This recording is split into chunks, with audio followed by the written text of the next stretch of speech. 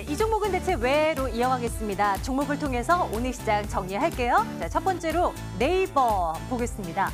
기관 투자자들도 그렇고 외국인도 그렇고 이 종목 함께 삽니다. 근데 외국인보다도 기관 쪽 연기금 투신권에서 아주 공격적으로 들어오는 모습이 확인되고 있고요. 오늘 골든브릿지 증권을 인수하니 어쩌니 설을 돌면서 해당 증권사의 주가가 상한가 부근까지 치솟기도 했었는데 네이버 측에서는 아니라고 얘기를 하고 그 외에 별다른 이슈는 없어요. 다만 많이 빠져 있다는 거 오늘 4% 이상의 상승으로 진행이 되고 있습니다. 앞서 이호령 대표와 얘기를 나누고 왔습니다만 오늘 내일 예정된 베이징 이 무역 협상에서 긍정적인 무언가가 나오지 않을까라는 기대감에 줄줄이 올라가고 있는 업종들이 있는데요. 철강 업종 대표적으로 볼 수 있을까요?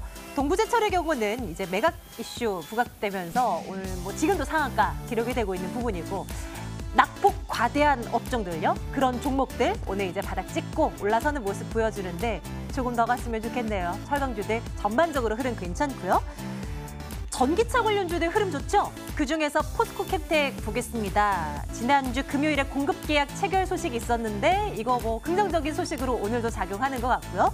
여기에다가 무엇보다 이 포스코 ESM과의 합병이 이제 4월에 이루어지잖아요. 그러면 2차 전지 소재 업체 중에서 유일하게 양극재, 음극재 사업 동시에 하는 업체란 말이에요. 올해 성장 정말 대단할 것이다라는 전망들이 있습니다. 포스코 캡텍 4% 넘는 상승 진행되고 있는데 또 관심 둘까요? 전략 챙겨보도록 하겠습니다. 제 콘텐츠를 오늘 왼쪽에 화제가 되고 있죠. 드라마 덕을 톡톡히 보고 있습니다. 스카이캐슬이라는 드라마인데 여러분들 보셨는지 모르겠어요. 독특한 소재입니다. 사교육 열풍, 계층 간의 갈등 이런 것으로 로맨스를 빼고 이 드라마가 뜰 수 있다는 거 굉장히 이례적인 케이스인 것 같아요. 시청률이 대박 났다고 하는데 이것 등에 없고 그리고 기존의 영화 사업이죠. 메가박스도 탄탄하고 제이 콘텐츠리도 지금 8% 넘는 급등으로 지금도 진행되고 있고요. 유한양행은 상승폭 많이 줄였습니다. 미국으로의 기술 수출 뉴스가 있었는데요. 장대 음봉이 발생해버리네요. 상승폭 더 줄었습니다. 3%대의 상승. 이 정도에 불과한 뉴스였을까요? 이것도 챙겨보도록 하겠습니다. 네, 오늘 유한타증권 영업부 송태영 과장과 함께 이 얘기 나눠볼게요. 과장님 어서 오십시오. 네, 안녕하세요. 안녕하세요. 유한양행부터 살펴주세요. 장 초반 아침 한 7시쯤 뉴스가 나온 것 같은데 그리고 장 시작과 동시에 엄청 강했는데 상승폭 많이 줄였습니다. 어떻게 분석하세요? 네, 저 역시도 7시 정도의 뉴스를 처음으로 접하게 되면서 오늘 유한양행 일단 시작은 강하게 시작하겠구나. 라고 생각을 했는데요. 일단은 결론적으로 말씀드리면 그 상승폭 많이 반납을 했다라고 볼 수가 있을 것 같습니다. 일단 차트를 보시면서 좀 말씀을 드리면요. 먼저 사실 11월 5일쯤에 지금 레이저티닙에 대한 기술 수출 이전에 대한 소식이 나왔었죠. 그렇게 되면서 거기서 사실 점상에 들어가게 되고 그 다음 날까지 조금 상승을 했던 모습을 좀 보였었는데요. 지금 같은 경우에는 사실 오늘 발표를 했고 오늘 바로 음봉이 좀 발생하는 모습을 좀 보이게 됩니다. 그 이유 같은 경우에는 첫 번째로 일단 이때 레이저티닙의 기술 이전 같은 경우에 사실 누구도 예측을 좀 못했던 부분이 좀 강했었거든요. 네. 그랬던 부분에서 아무런 기대감 없던 부분에서 갑작스럽게 기술 이전이 발표가 됐고 거기에 따른 대부분의 사람들이 아직 팔 때는 아니다라고 좀 생각을 해서 그 다음 날까지도 상승이 이어졌다라고 좀 볼 수가 있는 것 같고요. 대신 이번 같은 경우에는 이때 이제 사실 긴 꼬리를 달게 되면서 이때 많은 분들께서 사실 좀 물리게 되는 부분이 좀 많았습니다. 그에 따라서 사실 이번에 다시 상승을 하게 됐을 때 이번만큼은 좀 빠져나와야 되지 않느냐 이렇게 좀 생각을 하셨던 분들이 좀 많았던 것 같고요. 그리고 이 길리어드 사이언스의 비알코올성 지방감염 치료제를 위한 신약 후보 물질에 대한 부분에 대해서도 기술 이전에 대한 부분을 예전부터 좀 기대했던 분들이 있었을 텐데 그분들 같은 경우에는 이번 기회를 통해서 좀 차익 실현에 나서야 되지 않느냐 이러한 두 가지 니즈가 좀 맞게 되면서 오늘 좀 긴 음봉이 나왔다라고 좀 볼 수가 있을 것 같습니다. 사실 기술 이전 같은 경우에는 대부분의 그 이전에 이것을 바라보고 투자를 하셨던 분들의 사실 파티 같은 개념이에요. 왜냐하면 수익을 실현시킬 수 있는 가장 절호의 찬스이고 그리고 거래량이나 이런 부분들 상당히 많이 터지기 때문에 그런 부분에서 빠져나오기 가장 좋은 적기의 타이밍인 거다라고 좀 보시면 좀 될 것 같고요. 그렇기 때문에 이제 기술 이전이 뉴스가 나왔을 경우에도 추격 매수를 공격적으로 좀 들어가시는 것은 좀 위험할 수 있다라고 좀 볼 수가 있을 것 같습니다. 네. 그런데 진짜 그 파티가 하루 더 이어질 줄 알고 이제 매수에 가담하신 분들도 오늘 굉장히 많으실 것 같아요. 어떻게 해야 될까요? 앞으로의 투자 전략은 큰 점수를 주기는 무리 있습니까? 네, 일단 글쎄요를 좀 드리는 편이고요. 금요일 종가 대비 사실 내일 한 2에서 3% 정도 상승은 좀 보일 수 있을 거로 좀 예상은 좀 되고 있어요. 하지만 많은 확률로 그 시가 대비 종가는 계속적으로 더 하락할 여지가 좀 많아 보인다라고 좀 보여지는 부분이 있고요. 뭐 주가에서 아무래도 이제 투자 심리나 이런 부분은 무시할 수 없는 부분이기 때문에 이미 어느 정도 기대감이 꺾인 부분에서 실망감으로 더 크게 이어질 가능성이 높아 보인다라고 좀 말씀을 좀 드리고 싶고요. 그에 따라서는 뭐 종가 부근에 정말 단타로 생각을 하시고 들어가시는 분들 같은 경우에는 접근이 가능하시겠지만 그 위에 조금 장기로 보셔야 된다는 분들은 조금 접근을 조금 보수적으로 생각하시는 게 좀 좋지 않을까 이렇게 좀 생각되고 있습니다. 유한양행 화려하게 오늘 장을 시작을 했는데 어째 이제 분석을 들으면 들을수록 그 이제 내실은 아직까지는 물론 이제 기술력은 뛰어나나 이 주가상으로요. 조금 더 추가적인 상승을 도모하기는 조금 무리가 있겠구나라는 판단을 좀 많이 듣게 되는 것 같습니다. 이번에는 J 콘텐츠리로 한번 넘어가 보도록 할게요. 이 종목은 어떨까요? 드라마가 대박이 났다고 하는데 저는 아직 안 봐서요. 아직 보셨어요? 안 보셨어요? 네. 진짜 재밌나요? 저 같은 경우에는 1회 때부터 저도 챙겨보지는 못했었어요. 네. 그러다가 네. 나중에 이제 한 4회, 5회 넘어가서부터 다시 1회 때부터 정주행을 하기 시작을 했었는데요. 뒤늦게 합류를 해서. 네, 그렇습니다. 그래서 지금도 계속 또 보고 싶고 막 이런 정도인가요? 저는 또 보고 싶다까지는 않지만 챙겨는 보게 된다. 이런 개념인 것 같아요. 그 정도여도요? 네. 사실 스카이캐슬의 시청률 같은 경우에 1회에는 1.7%에 불과했었거든요. 그런데 그렇게 불과했는데 이제 지금 14회가 되면서 네. 15.8%까지 비약적으로 이제 증대가 되는 모습을 네. 좀 보이게 된 거였죠. 근데 이게 네네. 15.8% 그게 진짜 어려운 것인 게 금요일, 토요일 방송이잖아요. 그쵸. 네네. 그것도 밤 11시 방송하는 거거든요. 굉장히 어려운 거 아니에요? 9시 때나 10시 때 하는 그 주중에 하는 드라마와는 또 성격이 다르단 말이에요. 네, 그렇죠. 아무래도 주말에 8시나 9시 부근에 정말 황금 시간대 하는 이제 드라마 같은 경우에는 사실 뭐 시청률이 한 30%, 40% 나오겠지만 대부분의 이 조금 10시, 11시에 방영되는 드라마들 같은 경우에는 한 5% 정도에 나오는 경우가 상당히 많았었고요. 정말 유명하다는 드라마. 사실 도깨비 같은 경우에도 21% 정도밖에 되지가 않았었거든요. 그랬었어요? 그런 점을 감안을 하게 된다라면 지금의 이 시청률의 상승세는 매우 무섭다라고 좀 보여지고 있고요. 그 매 회마다 시청률이 한 1% 정도씩 지금 네. 상승을 하고 있다라고 지금 보여지고 있습니다. 그런 점을 감안을 하게 된다라면 총 20회거든요. 그러면 지금 15.8%. 그러면 네. 1%씩 올라가게 된다면 네. 최고 시청률이 뭐 도깨비를 뛰어넘는 가능성도 충분히 있다. 시청자로서 그렇게 생각을 말까지 하시는 나오는 이제 부분이 있기 때문에 네, 그런 부분에서 상당 부분 지금 집중이 좀 되고 있다라고 좀 보시면 좀 될 것 같고요. 사실 스카이캐슬 시청률 자체가 큰 의미를 갖는 것보다는 2019년도 하반기에 사실 제이코텐트리에서 텐트폴 이제 드라마라고 하죠. 매 회당 10억 원 이상의 제작비가 들어가는 이제 대형 드라마들이 나올 것으로 예상이 좀 되고 있는데 그때 아무래도 조금 더 시청률이 높게 나오고 판권이 높게 팔릴 가능성이 높아지는 것이 아니냐. 네. 이러한 기대감까지 이제 이어지고 있다라고 좀 보시면 될 것 같아요. 어떻게 지금 좀 사둘까요? 지금 물론 사두시면은 매우 좋을 것 같다라는 생각은 좀 들고 있기는 한데요. 금일 사실 8% 이상의 상승을 좀 보이는 모습을 좀 보이고 있습니다.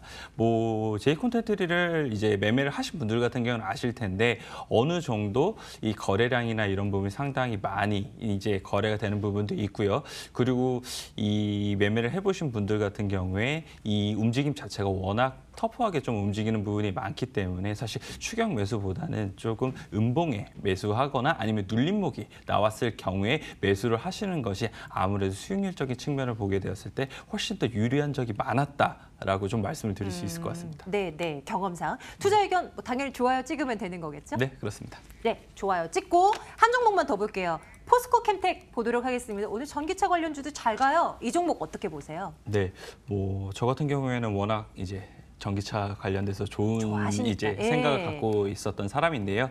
오늘 같은 경우에는 사실 전기차 배터리 가격의 10% 인상 가능성이 전망이 되게 되면서 2차 전지 업체들이 전반적으로 다 상승을 좀 보였다라고 좀 볼 수가 있을 것 같습니다. 삼성 SDI하고 LG화학 같은 경우에 이번에 현대차하고 기아차 이 대상으로 해서 이 2차 전지에 관련된 이 가격을 10% 인상을 전제로 해서 지금 협상 중에 있다라고 뉴스가 나오게 됐는데요.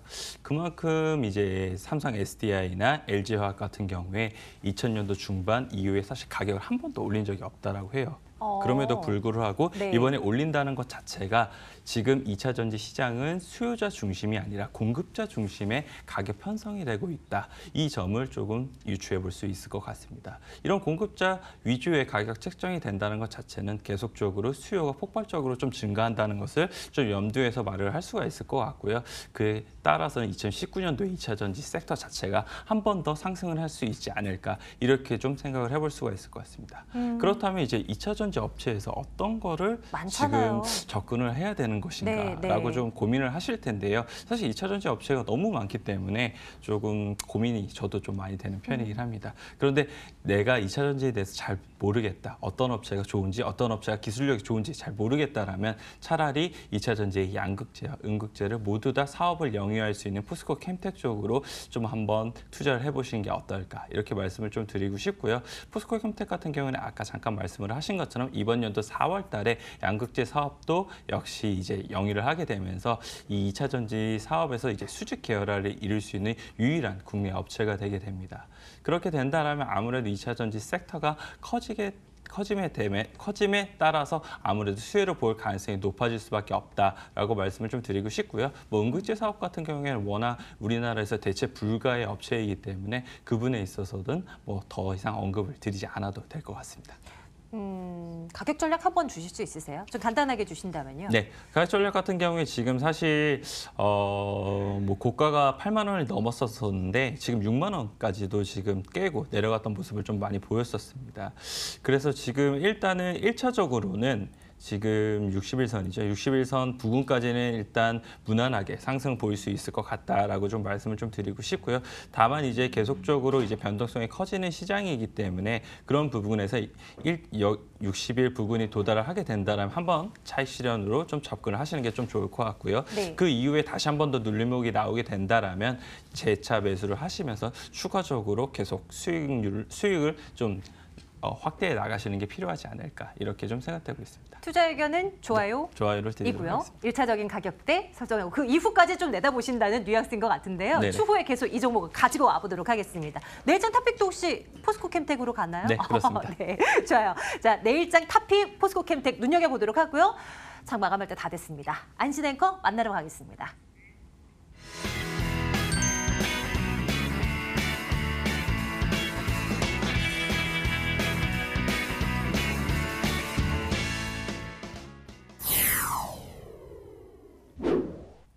모처럼 만에 상승 분위기를 맞은 국내 시장. 코스피는 장중에 2040선까지 터치하기도 했지만 마감 근처 와서 탄력이 일부 둔화가 됐습니다. 1.34% 강세가 포착이 되고 있고요.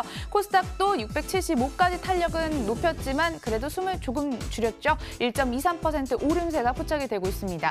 코스피 시가총액 상단 살펴보시면 삼성전자가 크게 상승하면서 오늘 지수를 지탱했습니다. 3.6%의 강세, 외국인 기관 동반 순매수가 들어왔고요. 삼성전자 우선주 보다 더 강합니다. 5.25% 강세. 하지만 셀트리온은 회장의 은퇴 선언을 부담으로 느낀 걸까 1.82%로 유일하게 소외가 돼 있고요. 현대차도 상승하면서 장 마감을 준비합니다. 코스닥 상단도 함께 살펴보도록 하겠습니다. 비교적 침체된 분위기를 맞았나 싶었는데 마감 근처 와서 다시 한번 힘을 내주고 있는 상황입니다. 셀트리온 헬스케어 장중 상승 반락을 했다가 다시 한번 또 상승 쪽으로 고개를 틀면서 0.54%의 오름세. 오늘 미디어 콘텐츠 강세와 함께 CJ E&M 4%까지 강세입니다. 마감 전에 동시효과 분위기 함께 살펴보셨습니다.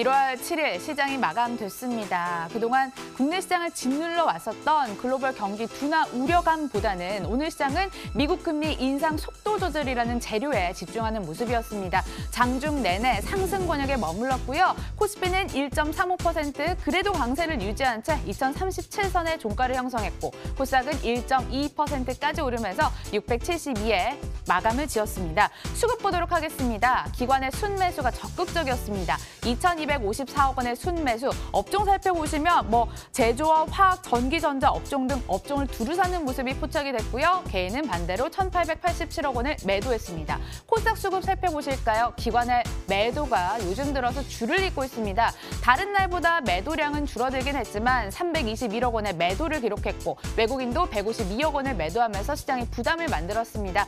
개인만이 사자를 외쳤습니다.